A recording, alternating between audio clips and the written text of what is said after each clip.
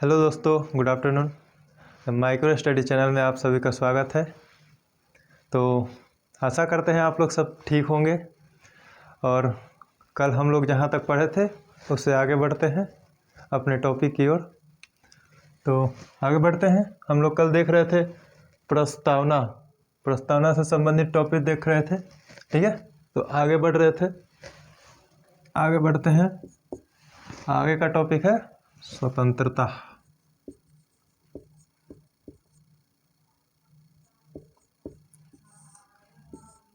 प्रस्तावना की कुछ मुख्य बातें देख रहे थे, आप लोग देखिए। तो इसमें आगे है स्वतंत्रता। संविधान ने हमें कितने प्रकार की स्वतंत्रता दे रखी है? 5 प्रकार की। कौन कौन सी स्वतंत्रता दे रखी है वो भी आप देख लीजिए, ठीक है। वैसे कल आप लोगों को बताए ही थे, लेकिन प्रस्तावना की कुछ मुख्य बातें बता रहे हैं। तो उसमें स्वतंत्रता 5 प्रकार की। कौन कौन सी स्वतंत्रता है? विचार, अभिव्यक्ति,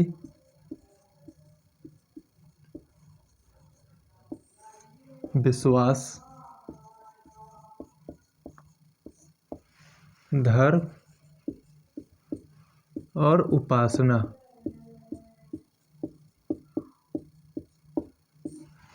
ये स्वतंत्रता है, मतलब विचार, हमें बोलने की स्वतंत्रता, अपने बातों को रखने की स्वतंत्रता, बेझिझक, ये हमको संविधान अधिकार देता है, ठीक है।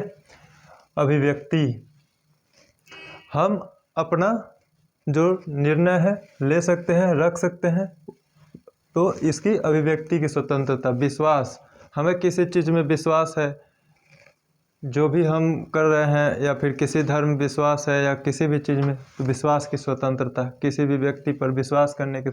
धर्म, हमें अपने धर्म को, मतलब अपने धर्म का पालन करने की स्वतंत्रता देता है, देखेंगे, ठीक है। आर्टिकल 25 से 28 धर्म की स्वतंत्रता है।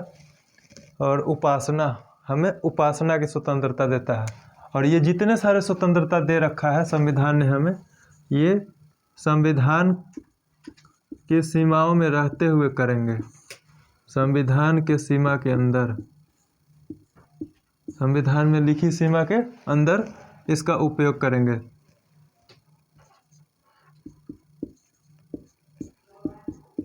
ठीक है। देखिए, मतलब ये है कि संविधान में हमको जितनी स्वतंत्रता दी गई है उससे अधिक हम उसका प्रयोग नहीं कर सकते। उस दायरे में रहकर ही हम उस स्वतंत्रता का प्रयोग कर। स्वतंत्रता का मतलब ये नहीं कि किसी को जाकर चाकू मार दे, बोल दे हमको, ऐसा कहीं संविधान में उल्लिखित नहीं है, और ना ही हमको ऐसी स्वतंत्रता कोई प्राप्त है, ठीक है। नहीं आप किसी को गाली दे सकते हैं, कुछ भी नहीं कर सकते हैं। संविधान के अनुसार जितनी सीमाएं हम को निश्चित की गई है उसी के तहत आप स्वतंत्रता का उपयोग कर सकते हैं, ठीक है। नेक्स्ट टॉपिक है न्याय। आप लोग को बता दिए थे कल भी, न्याय। अब न्याय कितने प्रकार का दिया गया है? मूलतः न्याय को 3 भागों में बांटा गया है संविधान के प्रस्तावना के अनुसार। 3 भागों में। कौन कौन सा? सामाजिक न्याय,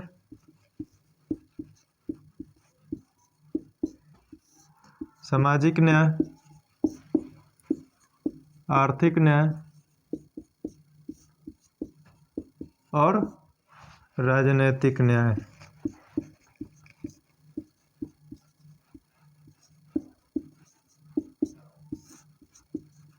मतलब ये है, देखिए, सामाजिक न्याय से मतलब है कि हमको समाज में अपना पूरी तरह से गरिमापूर्ण जीवन जीने का अधिकार है। तो सामाजिक न्याय का, समाज में सब लोग बराबर हैं।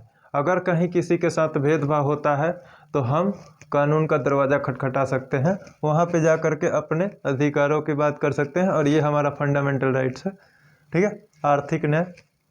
आर्थिक न्याय से तात्पर्य है कि सब लोग अपने व्यवसाय को अपने एक समान रूप में कर सकते हैं, ठीक है। राजनीतिक न्याय, किसी भी धर्म, जाति या किसी भी मजहब के व्यक्ति को अपना राजनीति में आने का अधिकार है उनको, तो उनको भी राजनीतिक अधिकार एक समान मिला हुआ है, ठीक है। आगे देखते हैं हम लोग समता। कल पढ़े थे, आप लोगों को बताए थे समता, इसको मूलतः ऐसे लिखेंगे समानता, ठीक है, समानता। समानता से क्या मतलब है? समानता का अर्थ क्या है?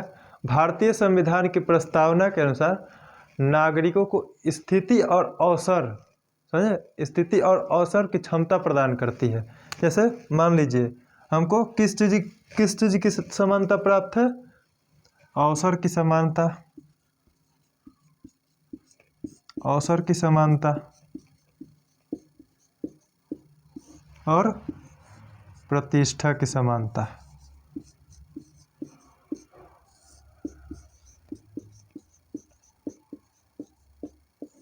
ठीक है, अवसर की समानता और प्रतिष्ठा की समानता मतलब ये है कि हम किस जाति के हैं, किस धर्म के हैं, इससे मतलब नहीं है।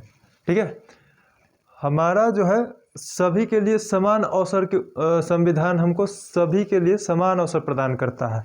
मतलब कि अगर ऐसा समझिए जैसे कि हमको एग्ज़ाम देना है या कहीं भी जाना है तो अवसर सबको समान अवसर मिलते हैं। ठीक है, तो अवसर की समानता।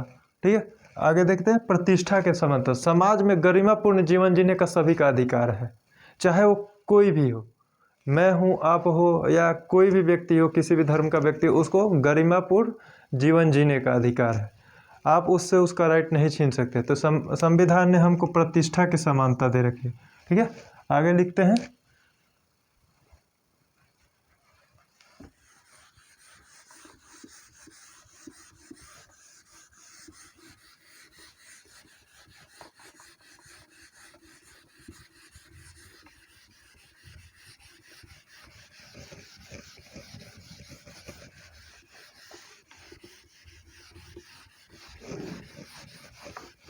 कल हम लोग जो बातों को शॉर्टकट में समझे थे, सिर्फ ऐसे लिख करके छोड़ दिए थे, उसी बातों को आज थोड़ा एक्सप्लेन करके समझ लेते हैं। क्योंकि देखिए लिखना ठीक है, लिख सकते हैं, लेकिन जितना हम समझेंगे उतना ही हमारे लिए फ़ायदेमंद होगा। ठीक है, अगला टॉपिक है हमारा बंधुता।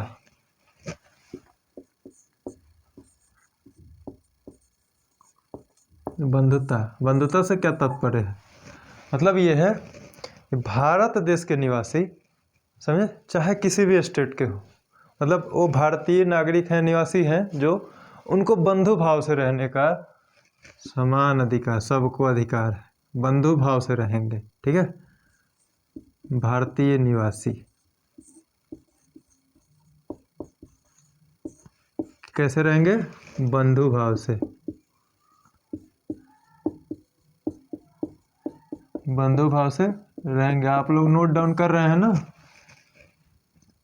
मुझे पूरा विश्वास है कि आप लोग लिख रहे होंगे। ठीक है, आगे अगला टॉपिक है एकता और अखंडता।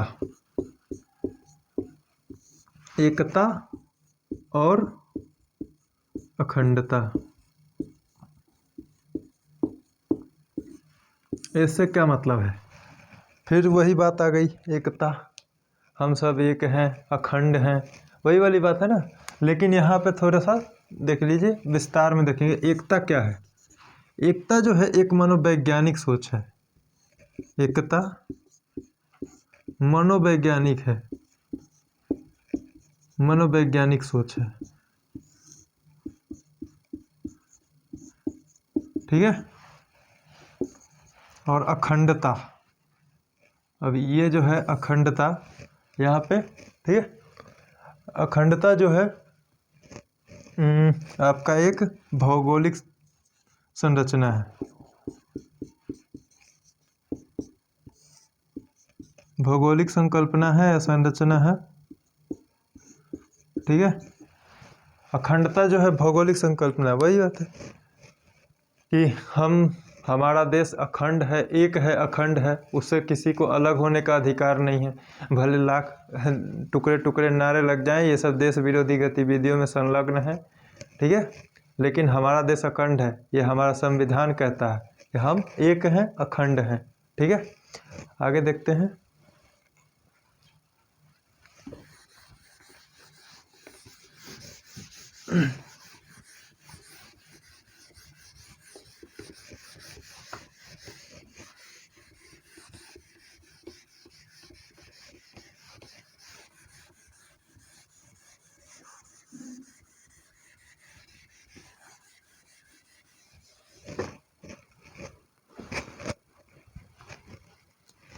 अगला टॉपिक है गणराज्य।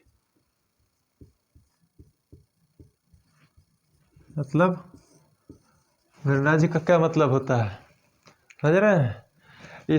इससे तात्पर्य एक ऐसे देश से है जहां राज्य का प्रमुख वंशानुगत या मनोनीत न हो, बल्कि प्रत्यक्ष या अप्रत्यक्ष निर्वाचन के द्वारा चयनित होता हो, ठीक है, या निर्वाचित होता हो।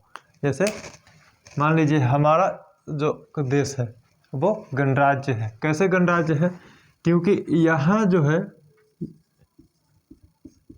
यहाँ का राष्ट्र प्रमुख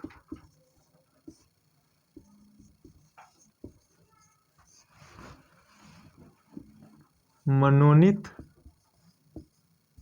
या वंशानुगत नहीं है। समझ रहे हैं मतलब क्या होता है? मनोनीत मतलब हमारे प्रधानमंत्री, यह मतलब हमारे राष्ट्रपति को नियुक्त नहीं किया जाता है, उनका निर्वाचन होता है हमारे सांसदों और विधायकों के द्वारा, ठीक है, उनका निर्वाचन होता है। और ना ही हमारे कोई ऐसे राष्ट्रपति अभी तक हुए हैं जो वंशानुगत है, उनका पोस्ट वंशानुगत नहीं है, ठीक है, निर्वाचन के द्वारा उनको निर्वाचित किया जाता है, ठीक है।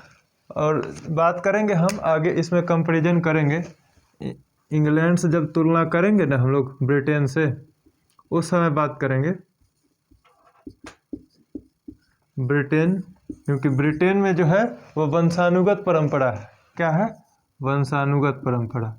थोड़ा सा जान लीजिए, आगे तो बताएंगे ही आपको, इंतज़ार कीजिए। कहते हैं कि इंतज़ार का फल बड़ा मीठा होता है, तो इंतज़ार कीजिए, आगे बहुत विस्तार से इस सब टॉपिक को पढ़ना है, ठीक है। वहाँ पे वंशानुगत परंपरा के आधारित पर है, इसलिए हम उस देश को गणराज्य नहीं कहेंगे, ठीक है। फिलहाल के लिए इतना ही समझिए। आगे हम लोग नया टॉपिक शुरू करेंगे, बहुमत के प्रकार। आप हेडिंग डाल लीजिए, बहुमत के प्रकार, ठीक है। बहुमत के प्रकार।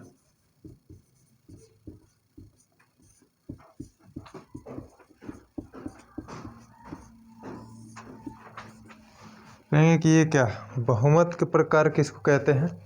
देखिए, बहुमत का प्रकार क्या है? बहुमत मूलतः 3 प्रकार के हैं। साधारण बहुमत, ठीक है, प्रभावी बहुमत, विशेष बहुमत।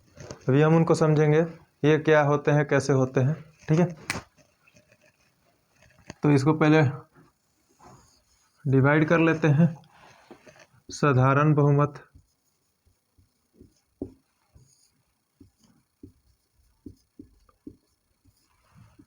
प्रभावी बहुमत,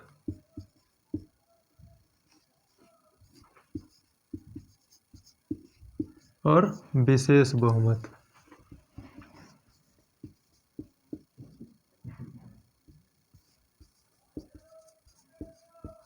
ठीक है, तो अभी समझेंगे साधारण बहुमत, प्रभावी बहुमत और विशेष बहुमत। साधारण बहुमत क्या होता है, प्रभावी बहुमत क्या होता है और विशेष बहुमत क्या होता है, और इनका काम क्या है, ठीक है। इसका हम लोग एक एक करके समझते हैं कि होते क्या है। तो पहले समझेंगे साधारण बहुमत।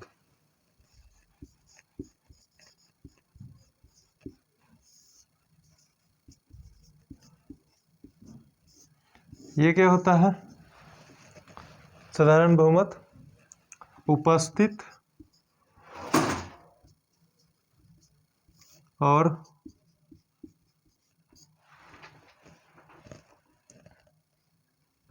और मतदान करने वाले सदस्यों का बहुमत।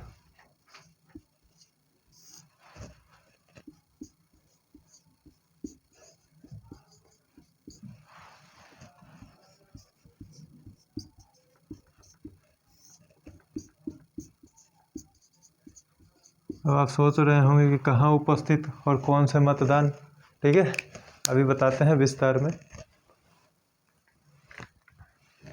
लिख लीजिएगा, साधारण बहुमत उपस्थित और मतदान करने वाले सदस्यों का बहुमत। जैसे आगे बताते हैं,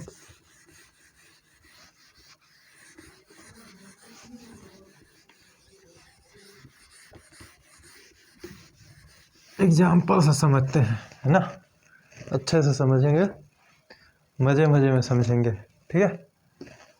मान लीजिए लोकसभा में उपस्थित हैं कितने बहुमत, 180 बहुमत, 180 सदस्य उपस्थित हैं, ठीक है। और मतदान कितने किए, ये हो गया उपस्थित सदस्य कितने हैं 180, और 160 लोगों ने मतदान किया। तो ये हो गया, समझे, उपस्थित और मतदान करने वाले सदस्यों का बहुमत, ठीक है। अब इसको देखिए कैसे करेंगे। इसका 50% होता है, उपस्थित और मतदान करने वाले सदस्यों का 50%, और उसमें 1 जोड़ देंगे। जैसे मान लीजिए कितना है, उपस्थित तो हुए 180, तो इसको तो नहीं लेंगे, इसको छोड़ देंगे, ठीक है। मतदान कितने किए इससे हमको मतलब है, मतदान किए 160, तो 160/2 मतलब 50%, और 50% +1, ठीक है, और +1, तो 50% इसका कितना हो जाएगा 80, 80 + 1 81, ये हो गया 81, ये हो गया साधारण बहुमत। साधारण बहुमत ये हो गया आपको किसी भी प्रस्ताव को, ठीक है, संविधान संशोधन छोड़ करके किसी भी विधेयक को साधारण बहुमत से ही पारित किया जाता है, ठीक है। लगभग किसी भी विधेयक को साधारण बहुमत से ही पारित किया जाता है। तो देखेंगे अब जैसे आप लोगों के मन में ख्याल आता होगा कि सर चलिए ठीक है 160 लोग उपस्थित हुए, 161 लोग उपस्थित होंगे फिर क्या होएगा, या फिर 159 लोग उपस्थित होंगे फिर क्या होगा, है ना। ऐसा मान लीजिए, वो भी हम आपका डाउट क्लियर कर देते हैं। मान लीजिए 159 लोग उपस्थित हुए, ठीक है, मतलब मतदान किए हैं, उपस्थित 180 हैं, तो इससे हमको मतलब नहीं है। अब मतदान किए 159 लोग, ठीक है। जब मतदान किए तो इसका 50% निकाल लीजिए, 159/2, ठीक है। और इसमें देखेंगे इसका कुछ नियम है कि 159 लोग हुए यहाँ पे, तो कितना हो गया 159 के 79.5। अब कहेंगे कि सर यहाँ पे तो प्रस्ताव किस साइड जाएगा, कि पारित होगा कि नहीं होगा, ये तो कुछ समझ ही नहीं आ रहा। देखिए इसका एक नियम है, नियम ये है कि 0.1, 0.2, 0.3 और 0.4 जब ये आएगा ना बहुमत में, ये आएगा तो पिछली संख्या को काउंट किया जाएगा, मतलब 0.4 से पहले आता है, ठीक है। मान लीजिए 79.4 आता है तो काउंट कितना होगा 79, ठीक है। लेकिन 0.5, 0.6, 0.7, 0.8 और 0.9 जब इतना आ जाएगा ना, तो हालांकि ये सिद्धांत में है, व्यवहार में ऐसा होता नहीं है, ठीक है। तो व्यवहार में अगर इतना ये आ रहा है तो ये जो है इसके बाद 0.4 के बाद अगली संख्या को लेते हैं। जैसा 79 है तो 80 ले लेंगे, 80 और +1 हो गया साधारण बहुमत। तो ये इससे पारित कर लेते हैं, ठीक है। ये हो गया साधारण विधेयक, साधारण बहुमत। मिटाते हैं। आप लोगों को समझ में ना आए कमेंट करके बताइएगा।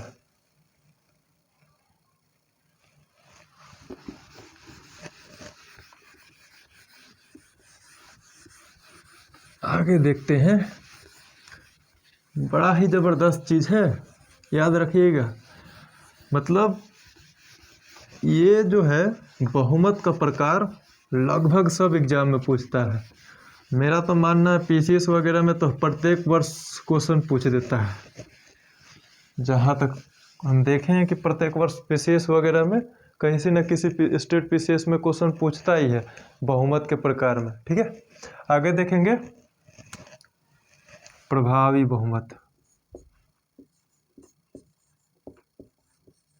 प्रभावी बहुमत क्या होता है उसको समझते हैं पहले।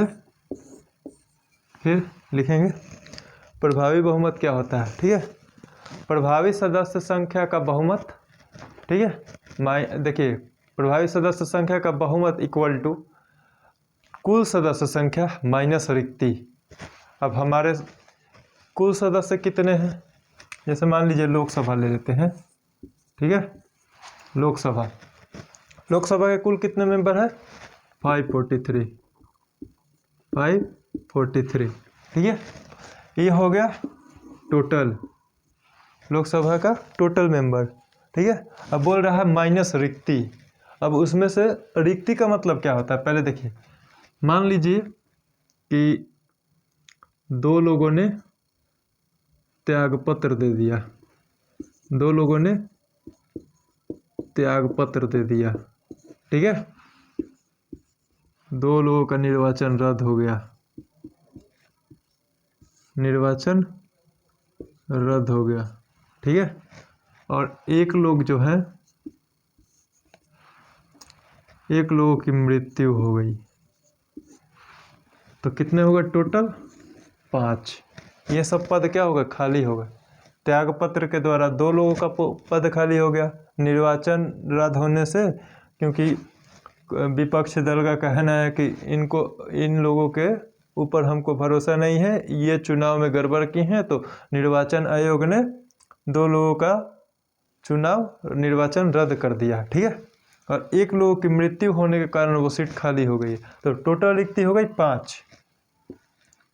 तो मान लीजिए 543 में से 5 घटा दीजिए। ठीक है, तो कितने हो गए, 538। 50% और 538 50% प्लस 1। ठीक है, ये हो गया प्रभावी बहुमत। और 538 का आधा कितना होएगा, लगभग 453। 538 का लगभग मान लीजिए,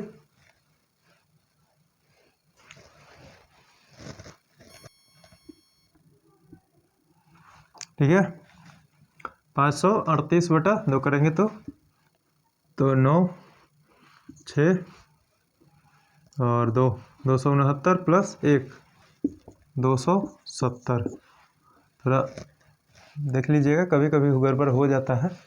270 मतलब इससे कम तो लगभग नहीं होना चाहिए, 269 होता है, 269 से कम नहीं होना चाहिए। ठीक है, अब इतना तो होना ही चाहिए, 50% प्लस 1। रिक्ति माइनस 50, रिक्ति माइनस जितना रिक्ति है टोटल का, रिक्ति से घटा उसको कर देंगे, घटा देंगे, और उसका 50% निकाल के प्लस 1 जोड़ देंगे, चाहे जितना भी हो। ठीक है, तो 270। अब प्रभावी बहुमत का प्रयोग कहाँ कहाँ होता है ये देख लेते हैं।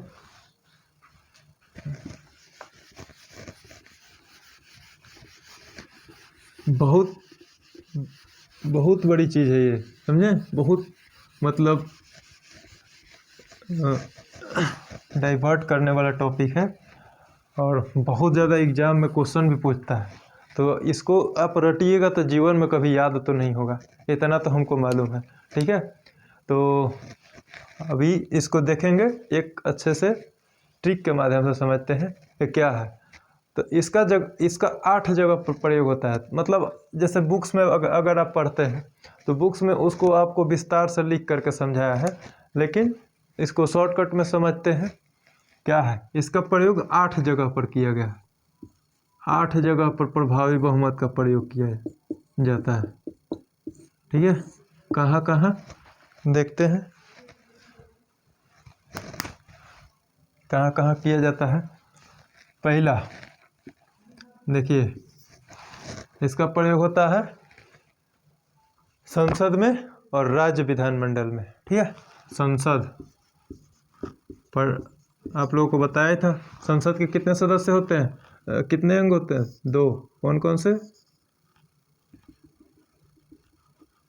लोकसभा और राज्यसभा। इसमें भी 2 भाग में बांट देंगे, लोकसभा के अध्यक्ष,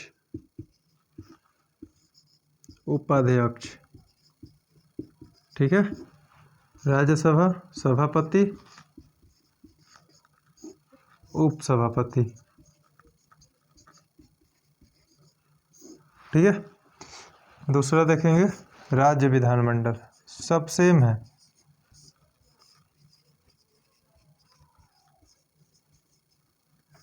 राज्य विधानमंडल इसमें भी 2 होता है, आपको मालूम है, विधान परिषद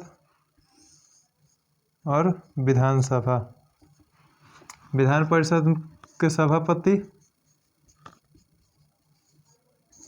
और उपसभापति, ठीक है। विधानसभा के अध्यक्ष और उपाध्यक्ष। ज़्यादा नीचे हो गया, देख लीजिएगा, बोलने पर ध्यान दीजिएगा, नीचे लिख रहे हो उसका थोड़ा देख लीजिएगा, ठीक है। अब ये होगा टोटल 8, ठीक है।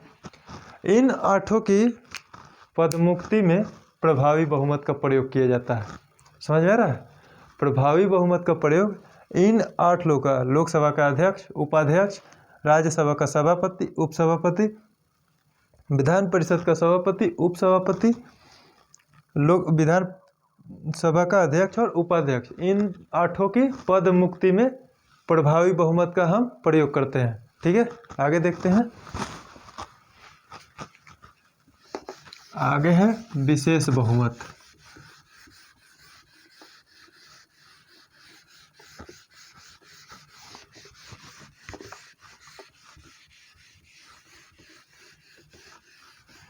विशेष बहुमत भी होता है 3 प्रकार का, समझे, उसको भी बांट लेंगे।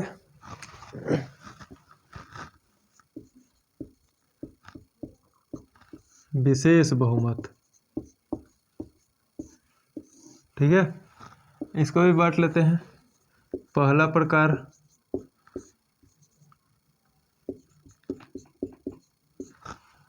दूसरा प्रकार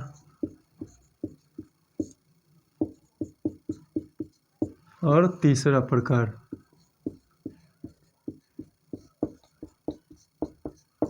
सर क्या लिख रहे हैं, पहला प्रकार, दूसरा प्रकार, तीसरा प्रकार, सही बात है। पहले प्रकार का विशेष बहुमत, दूसरे प्रकार का विशेष बहुमत और तीसरे प्रकार का विशेष बहुमत। मूलतः पहले देख लेते हैं विशेष बहुमत होता क्या है, ठीक है। विशेष बहुमत का मतलब होता है इसमें ना ही उपस्थित और ना ही रिक्ति, ये होता है टोटल का 2/3 बहुमत, ठीक है, ये ध्यान रखिएगा। 2/3 बहुमत, 2/3 बहुमत से हम देखते हैं कि ये विशेष बहुमत है। 2/3 बहुमत को ही विशेष बहुमत कहते हैं। तो पहले देखते हैं पहले प्रकार का विशेष बहुमत। पहले प्रकार का विशेष बहुमत,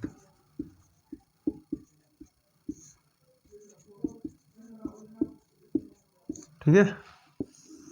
और इसको देखते हैं, पहले प्रकार का विशेष बहुमत क्या होता है, ठीक है, उपस्थित और मतदान करने वाले सदस्यों का 2/3 बहुमत। उपस्थित, डिफिनीशन लिख लीजिए, उपस्थित और मतदान करने वाले सदस्यों का 2/3 बहुमत, ठीक है। मतलब क्या हुआ, उपस्थित और मतदान का मतलब क्या हुआ, आपने समझे। जैसे मान लीजिए पहले वाले एग्जाम्पल पर ही चलते हैं, जैसे साधारण विधेयक, साधारण बहुमत में बताए थे। लोकसभा में उपस्थित हुए 180 सदस्य उपस्थित, ठीक है, और मतदान किए 160 सदस्य, 160 सदस्य ने मतदान किया। वही बात हो गई ना फिर। तो इसको कर लेंगे, इसका 2/3 निकालेंगे 160 का, 160 इंटू 2/3, ठीक है। तो इसका 160 इंटू 2/3 इसका निकाल लेंगे।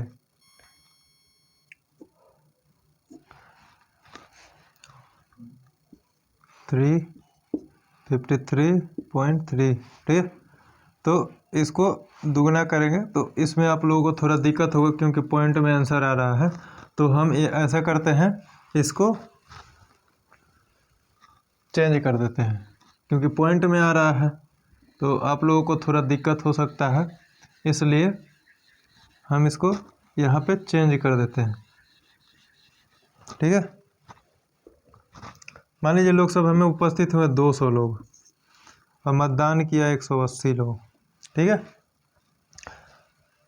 180 लोग मतदान किए तो 180 का 2/3 मतलब 60 गुने 2, 120 लोग। 120 बहुमत है तो पहले प्रकार का विशेष बहुमत हो गया, ठीक है। ये हो गया पहले प्रकार का विशेष बहुमत। मतलब ये है कि मान लीजिए लोकसभा है और लोकसभा में उपस्थित हुए उस दिन उपस्थित हुए 200 लोग और मतदान किए 180 लोग, तो 180 का 2/3 कितना होगा? 120, ठीक है। तो देखते हैं दूसरे प्रकार का विशेष बहुमत।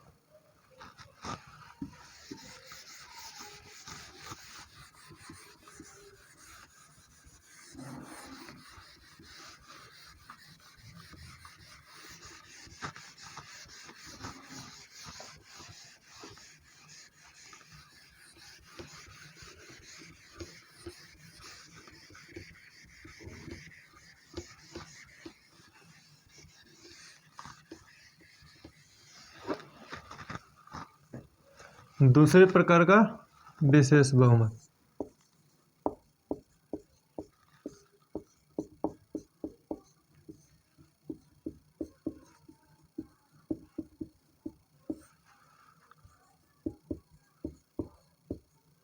ठीक है। दूसरे प्रकार का विशेष बहुमत देखते हैं कि क्या होता है। तो पहले इसका डेफिनेशन लिख लेते हैं कि उपस्थित और मतदान करने वाले सदस्यों का 2/3 बहुमत जो कुल के आधे से कम न हो। मतलब उपस्थित और मतदान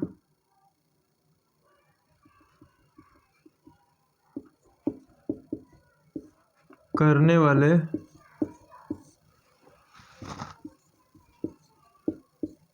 सदस्यों का 2/3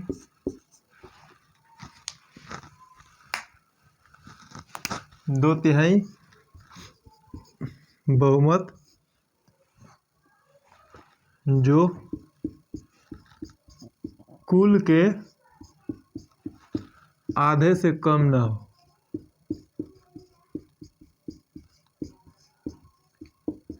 मतलब क्या है?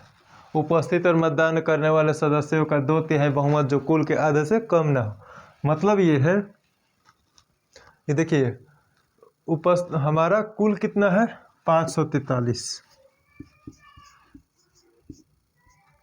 543 और इसका आधा कितना होएगा बताइए, निकाल के बताइए कितना होएगा। एक इसका आधा, इसका देख लीजिए 272 होगा लगभग, ठीक है।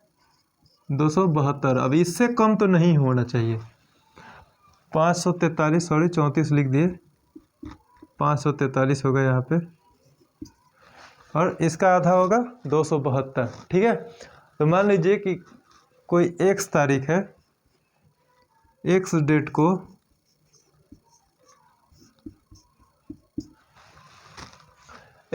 को कितने लोग उपस्थित हुए? लगभग मान लीजिए उपस्थित हुए 200 लोग, ठीक है। और बहुमत कितने के, मतदान कितने किए? 180 लोग। तो 180 का 2/3 कितना होगा? 120। तो ये तो 272 से कम है, मतलब उस डेट में प्रस्ताव पारित नहीं होगा। ठीक है, फिर एक अलग दूसरे एग्जाम्पल से देखते हैं।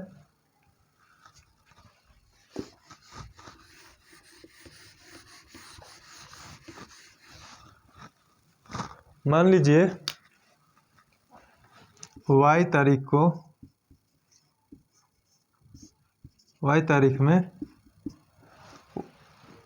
लगभग कितने उपस्थित हुए? 480 मान लेते हैं। 480 उपस्थित हुए, 480 उपस्थित हुए। ठीक है, और मतदान कितनों ने किया तो उसका भी देख लेंगे। 450 लगभग, मान लीजिए कि 450 के आसपास लोग मतदान करते हैं। एक पूरा आंकड़ा लेकर के चलते हैं। मतदान कितनों ने किया? 450। ठीक है, 20 लोग को मन था कि हम मतदान नहीं करेंगे, 20 लोग ऐसे निकल गए। ठीक है, तो 450 लोगों ने मतदान किया। तो 450 का 2/3 कितना होगा? 450 का 2/3 कितना होगा? लगभग 150 गुने 2 तो 300। अब ये क्या है? आधे से ज़्यादा है, 300। तो वाई डेट में प्रस्ताव पारित हो जाएगा। ठीक है, ये हो गया दूसरे प्रकार का विशेष बहुमत। आगे देखते हैं तीसरे प्रकार का विशेष बहुमत। आप लोग अच्छे से समझिएगा, स्किप करेंगे क्वेश्चन छूट जाएगा, फिर दिक्कत होगी। और रटिएगा कभी नहीं, समझने की कोशिश कीजिएगा। ठीक है, जितना ज़्यादा समझेंगे उतना ही आपके लिए फ़ायदे रहेगा, नहीं तो आप इसको रटने की कोशिश करेंगे, भूल जाएंगे। ठीक है, तो मैं उम्मीद कर रहा हूँ कि आप लोग लिख भी रहे होंगे और समझ भी रहे होंगे ठीक से। तो आगे देखते हैं तीसरे प्रकार का विशेष बहुमत।